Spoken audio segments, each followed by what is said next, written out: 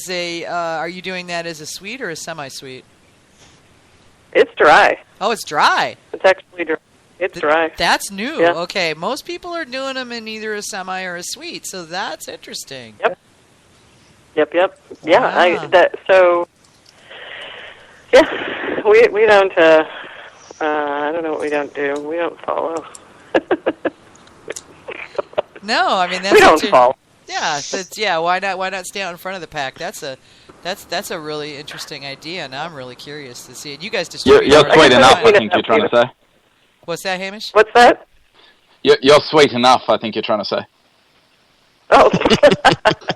He's in Australia. He's trying to get you to ship there. That's what he's doing. Oh, we've talked, haven't we? I've rejected you 3 times, haven't I? Just kidding. No, actually, yeah, probably. Yeah. I probably have. It's always unsolicited pics. There are the hopefuls. They're like, please. No, aren't you the one that begged? There was somebody that just begged and begged and begged to, I need more meads in Australia. Anyway. No, I don't beg, but there's somebody else. Hamish and I exchange care packages every once in a while, so I'll probably next time I get some here, I'll send them out a couple of bottles. Well, you just need to bring a bottle of it with you to the, come to the Mazer Cup, Amy, because Hamish is coming to the Mazer Cup next spring. I should just ship some to the Mazer Cup. It always ends up. I haven't been there in oh my gosh. Forever. It's been forever. It has. Yeah. Seriously, Mountain Meadows was with us. I like how you use me, Vicky, to try and convince her to come to the cup. It's working. Whatever works. Yeah. No, I mean seriously, I would love to see you back there. I think the last time you were there, it wasn't the Mazer Cup yet.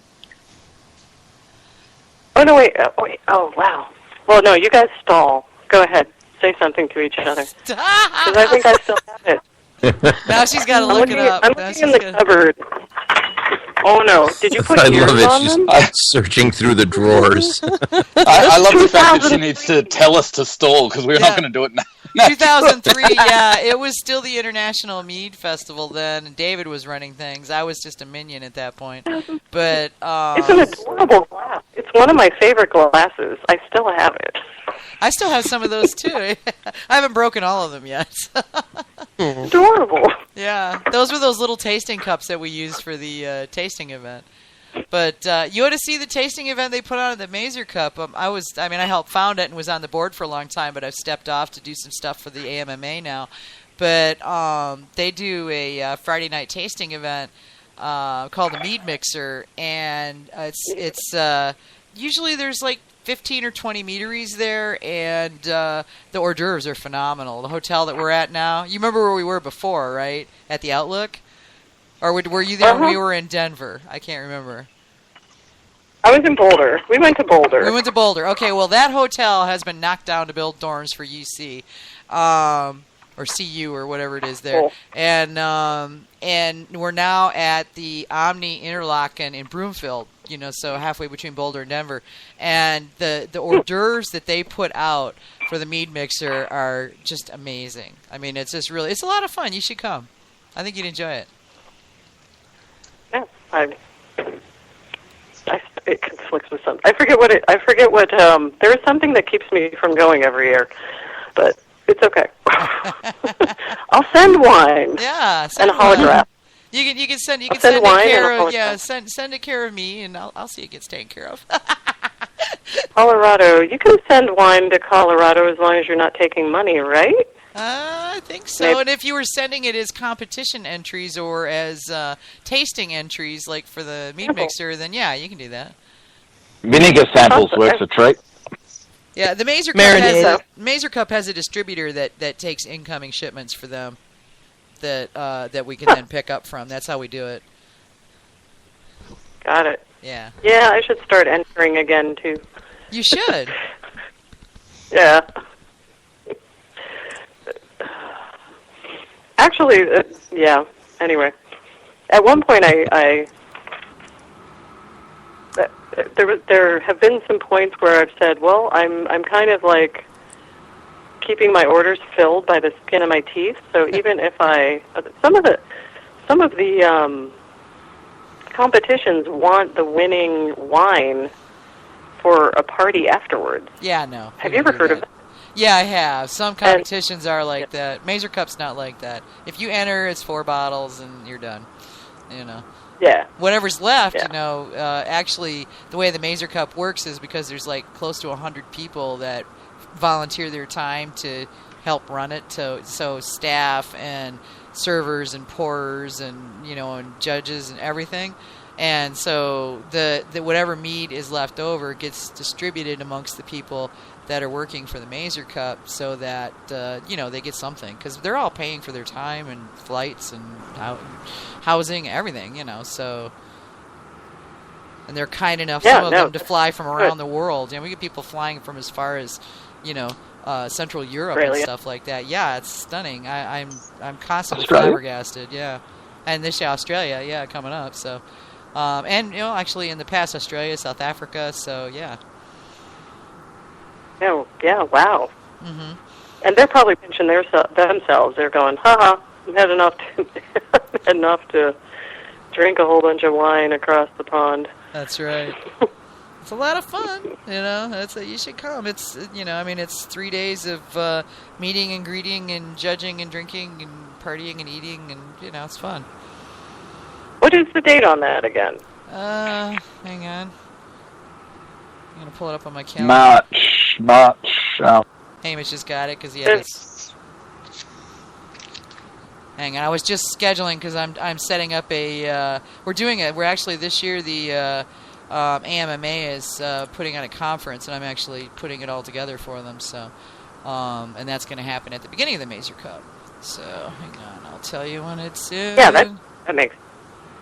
Yeah, well, it's a good time to do it. It's going to be March 8th, which is the first day for the seminar, and then it goes through March 12th, with the actual Mazer Cup happening Thursday night, the 9th, and then judging on Friday and Saturday for home and professional, and then Friday night is the mead mixer, Saturday night is the award ceremony.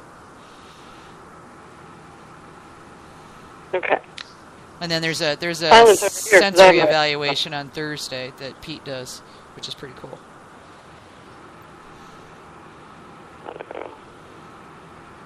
Cool. Yeah, I think that. Well, I've got that on the calendar first now. So there you go. Yeah. So nothing else can. Don't let anybody else shove that off the calendar.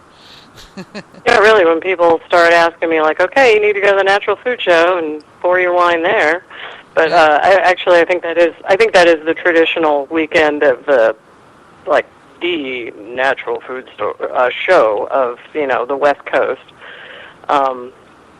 But we are not as involved in that as we used to be, because they've stopped doing their side wine scene at the silly natural products expo.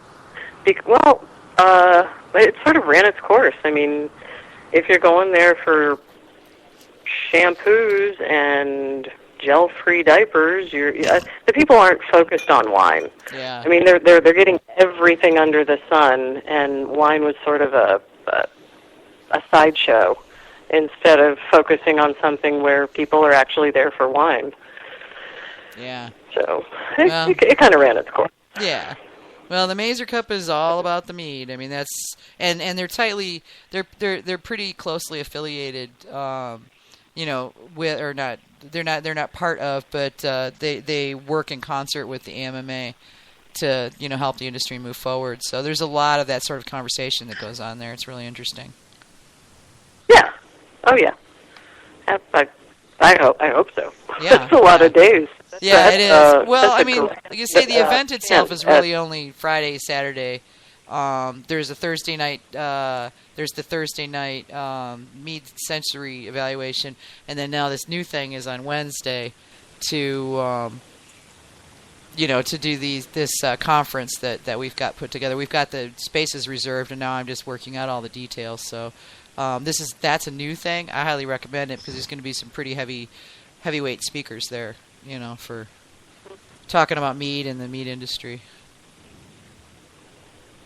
Sounds awesome.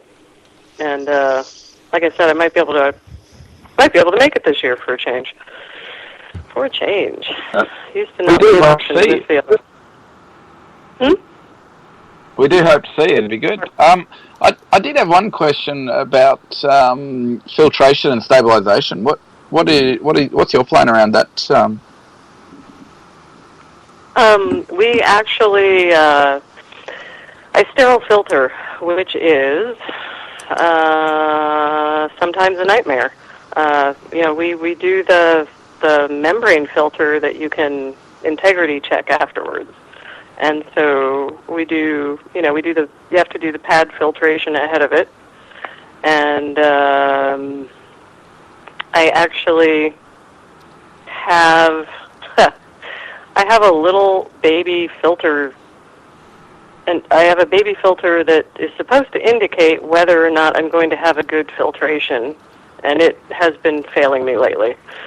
So, yeah, we do sterile filter, and it's a big challenge. When you say sterile filter, are you going down to half micron, or what's your filter size? Okay, half. Yeah. Okay. Wow. All right. Do you get much losses through that? Like, I've heard people investing in cross-flow filters and a whole lot of things like that because you get less losses. Is your loss in that filtration process? The cross filtration would work too. I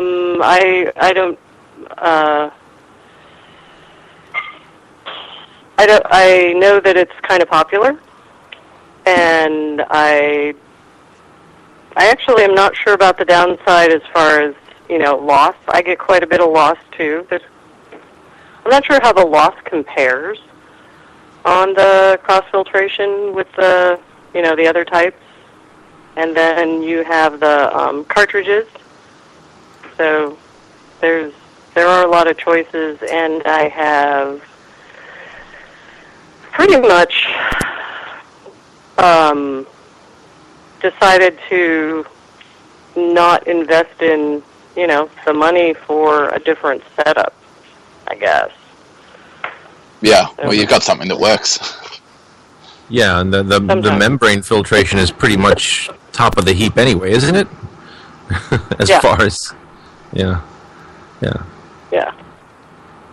That's correct me if I'm wrong, but that's like what we would refer to in water filtration as like similar to reverse osmosis type of thing, right?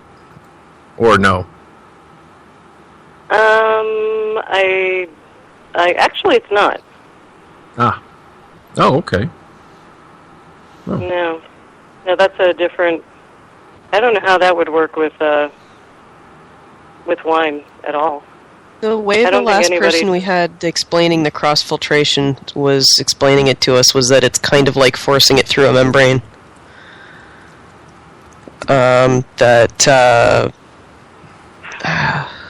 You end up with a certain amount of losses per batch. Period. You don't end up with a percentage loss like you did with the plate filters.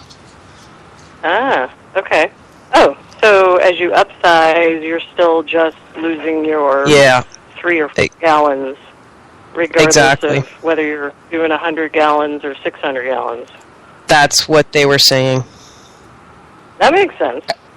And that's because, like a reverse osmosis filter, it concentrates the liquid you've got while only giving the good stuff on the other side. So you only ever have that small batch, apparently. But I was hoping you might be able to shed some light on it.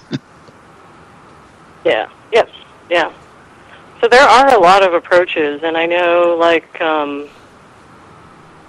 we had a colleague out here in California, and they were using the cross filter, and for lots of years.